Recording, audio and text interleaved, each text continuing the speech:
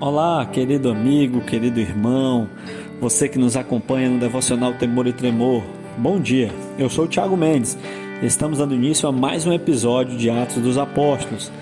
Hoje estaremos falando de Atos 9, versículos 31 ao 35.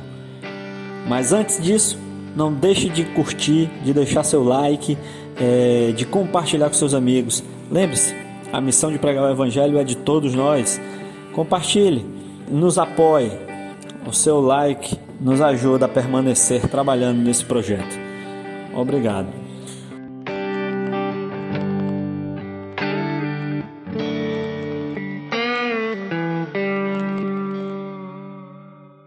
Oremos, queridos. Meu Senhor e meu Deus, graças te damos, Pai, por essa oportunidade, por mais um dia de vida, porque até aqui o Senhor tem nos sustentado em meio a essa crise, essa pandemia que estamos vivendo.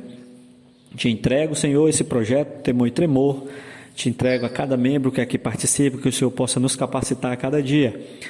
Entrego-te, ó Pai, esses amigos, irmãos, aqueles que estão nos ouvindo nesse momento, que passam por lutas, dificuldades, tu sabes a dificuldade de cada um, eu não sei, mas que o Senhor possa estar ajudando e fortalecendo, que a palavra seja revelada a ele e que ele tenha orientação do Espírito Santo para compreender aquilo que falamos. Te peço que tudo que venhamos a proclamar aqui seja para a honra e glória do teu nome e do teu Filho amado Jesus Cristo. É assim que te oramos, em nome de Jesus. Queridos, Atos dos Apóstolos, capítulo 9, versículos 31 ao 35. Vamos à leitura. Diz assim a palavra do Senhor. A igreja passava por um período de paz em toda a Judéia, Galiléia e Samaria. Ela se edificava e, encorajada pelo Espírito Santo, crescia em número, vivendo no temor do Senhor. Viajando por toda parte, Pedro foi visitar os santos que viviam em Lida. Ali encontrou um paralítico chamado Enéas, que estava acamado fazia 8 anos. Disse-lhe Pedro: Enéas, Jesus Cristo vai curá-lo. Levante-se e arrume a sua cama. Ele se levantou imediatamente. Todos os que viviam em Lida e Sarona ouviram e se converteram ao Senhor. Glória a Deus, palavra da salvação, né? Todos se converteram ao Senhor, aqueles que ouviam, aqueles que acompanhavam e creram no seu testemunho. Mas, vamos lá, voltando-se para o texto, Lucas quer nos mostrar que a partir do versículo 32, ele retoma a figura do apóstolo Pedro, né? Até então ele estava falando de Paulo, de Saulo de Tarso, que após sua conversão veio a se chamar Paulo. E agora ele vai focar em alguns milagres realizados pelo apóstolo Pedro, como por exemplo o de Enéas, que estaremos trabalhando hoje. E nos próximos episódios vocês podem acompanhar a ressurreição de Dorcas e a conversão de Cornélio e de toda a sua casa. Então não deixe de acompanhar os próximos episódios. Queridos, vamos nos voltar para o texto a partir do verso 31. A gente pode observar aqui que a igreja passava por um período de paz. Vamos reler o texto. O verso 31 diz assim, ó: A igreja passava por um período de paz em toda a Judéia, Galiléia e Samaria. Ela se edificava e, encorajada pelo Espírito Santo, crescia em número, vivendo no temor do Senhor. A gente vê aí que após a conversão de Paulo, Paulo, um dos maiores perseguidores, uma fera selvagem, um homem que devastava, que perseguia os cristãos, ele se converte e a igreja vive um momento de paz e crescimento físico e espiritual, graças ao temor ao Senhor e ao poder do seu Santo Espírito. E aí, a partir do verso 32, a narrativa de Lucas volta-se para o apóstolo Pedro, que até então ele não havia saído de Jerusalém, pois julgava ser mais seguro, permanecer na cidade.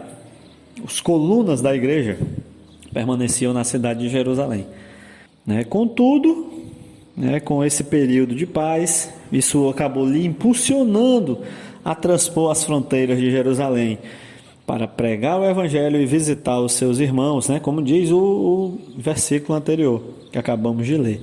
Nesse período inicia-se aí uma série de milagres realizados por Pedro, em nome e poder de Jesus Cristo e do Santo Espírito de Deus. No episódio de hoje acompanharemos a cura de Enéas, como já falei, e nos próximos episódios, ressurreição de Dorcas e a proclamação do Evangelho da Salvação a Cornélio e sua casa, ok?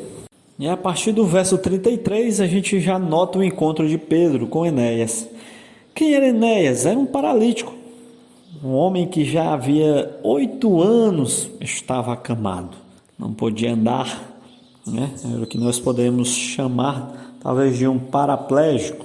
E aí, com uma ênfase maior no nome de Jesus Cristo do que na cura lá em Atos 3, é óbvio que também foi em nome de Cristo que Pedro realizou aquela cura, porém dessa vez ele dá uma ênfase grande. Você pode observar no texto que quando ele chama Enéas, ele diz: Jesus Cristo vai curá-lo, no versículo 34. Então ele já dá uma ênfase bem maior aí ao nome de Jesus Cristo, né, destacando o verdadeiro e único doador de cura, sem deixar brechas para ninguém idolatrá-lo, como já tentaram fazer em outros momentos, e para que ele mesmo não tenha nenhuma brecha na vaidade, no orgulho, na jactância, para que ele continue humilde na sua missão de pregar o Evangelho.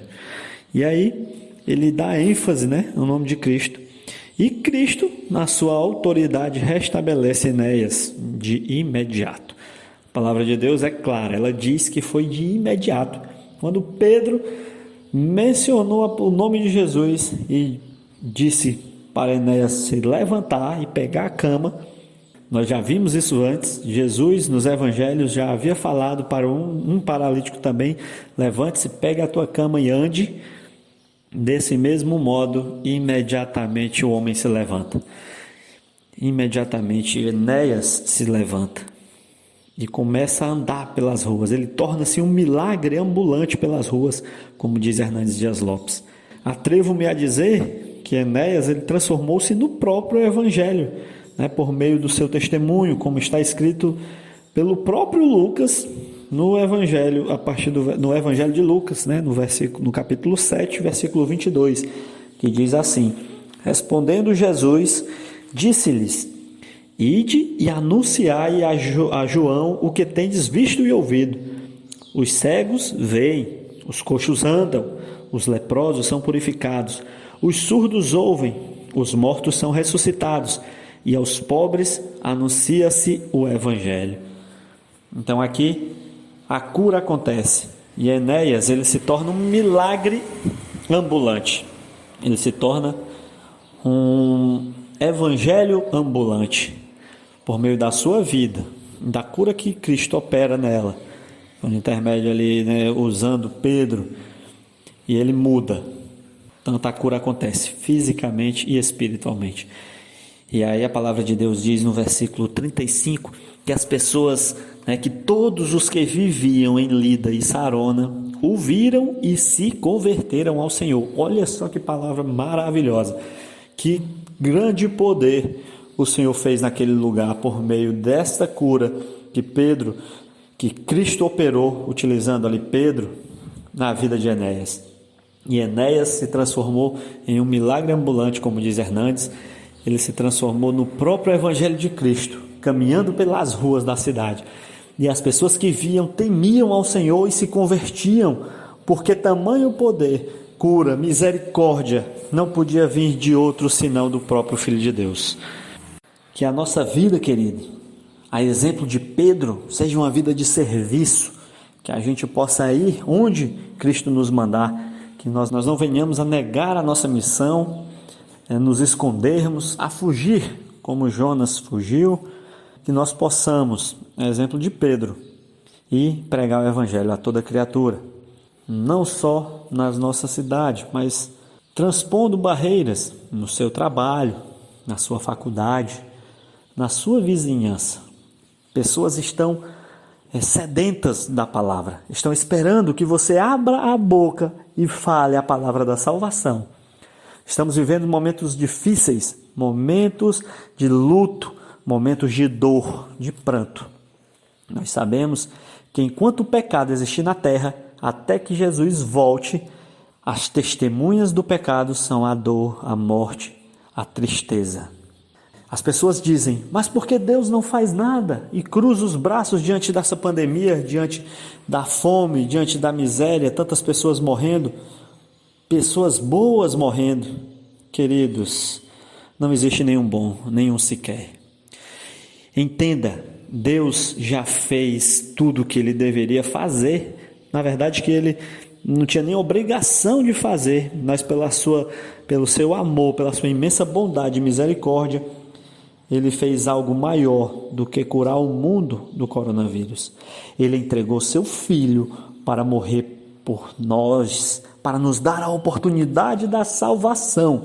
Não existe amor maior. Não existe essa história de que Deus cruzou os braços. Ele já nos deu a salvação em Cristo Jesus. Então o Senhor já nos trouxe a solução, já nos deu a paz. A paz nós encontramos em Cristo Jesus, no Evangelho. Volte-se, arrependei-vos e crede no Evangelho, pois só assim poderemos suportar esses dias maus que estamos vivendo.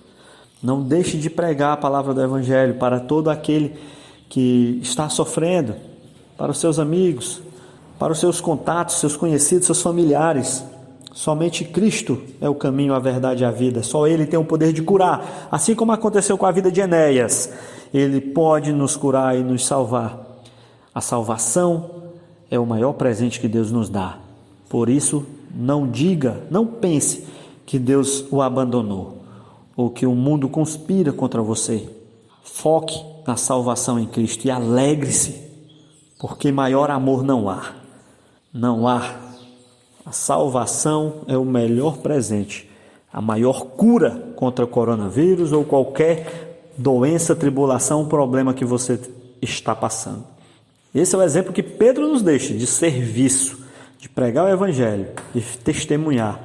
Aí vem Enéas, a exemplo de Enéas, que nós possamos nos converter, nos arrepender e ser testemunha viva, ser embaixador de Cristo aqui na terra, que nós possamos bem representá-lo e mostrar de maneira alegre, em meio a toda essa tristeza que está acontecendo, que nós possamos de maneira firme, alegre, consistente, falar da graça do Senhor, do Evangelho da salvação e da libertação dos pecados por meio de Cristo. Seja uma testemunha onde você andar. Reflita Cristo por onde você andar. Seja um embaixador, a exemplo de Pedro e a exemplo de Enéas. Hoje Ele quer te curar. Entregue sua vida a Ele. Oremos. Meu Senhor e meu Deus, graças te damos porque Tu nos dá a oportunidade de sermos salvos. Tu enviaste Teu Filho para morrer por nós e nos salvar como cordeiro puro, como sacrifício vivo. Te agradecemos por isso, ó Pai, e porque temos a Bíblia para nos expor todas essas verdades.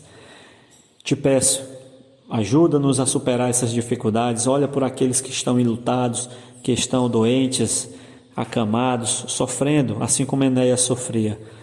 Que o Senhor possa derramar a cura e que esses dias maus, esses dias sombrios, eles possam dar uma trégua e que nós possamos viver dias de paz. Te agradeço porque até aqui o Senhor tem nos ajudado e que nós possamos passar o restante do dia na Tua presença, ó Pai. Contudo, que não seja feita a minha vontade, mas a Tua. É assim que nós choramos em nome de Jesus. Amém. Não esqueça, compartilha, vai lá na nossa página, deixa o seu like e amanhã tem mais Temor e Tremor.